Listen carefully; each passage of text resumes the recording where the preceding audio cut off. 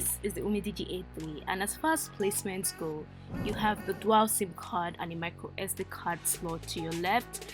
There's a volume rocker and the power button to your right. Now you also get an 8MP front camera and a notification sensor in front, and of course there's the dual camera setup at the back. Now beneath you get the earphone jack, speaker grills and micro USB port. So as usual guys, I'll be dividing this quick review into the good, the okay and the bad. Anyways, I'll be starting off with the good stuff, and for those who like them small, this is a perfect fit because it comes in at 5.5 inch, which makes it perfect for one-handed use.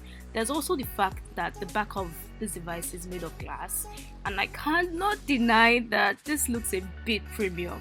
What do you think guys? Now another good thing to note about this device is the 4G Lte support, which is quite good considering that this costs less than 40,000 naira. I also like the old stock Android feel, although you have a few customizations like the ability to change the navigation buttons. And on that note, let's move on to the okay stuff.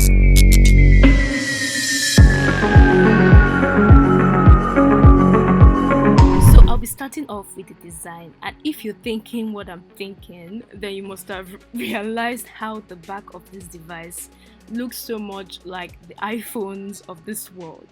But as far as comparison goes, that is where it stops, because the front of this device is definitely no iPhone X. I mean guys, look at the thick bezels in front.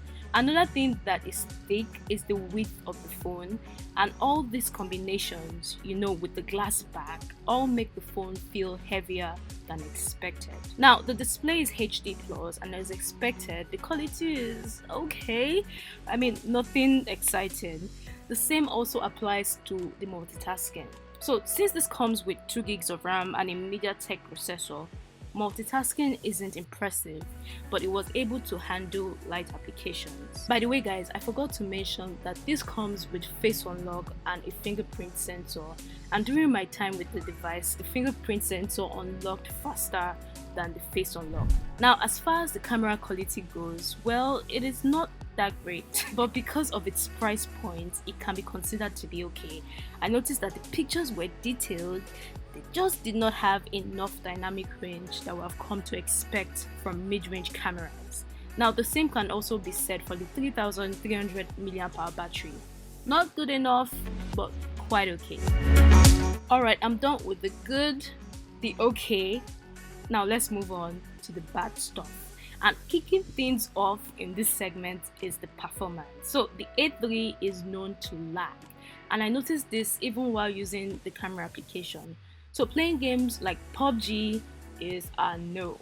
Another thing is the lack of fast charge support, and that means charging takes a considerable amount of time. So here's what I think: if you want to get a good looking phone with okay specifications, and of course without breaking the bank, then this is one of the few devices with an impressive design, and of course at that price point. But if you're a power user and you're looking to do heavy stuff on your device, then I'd say skip this one. But yeah, I'm giving away one Umidigi A3, and all you have to do is click on the link in the description box below.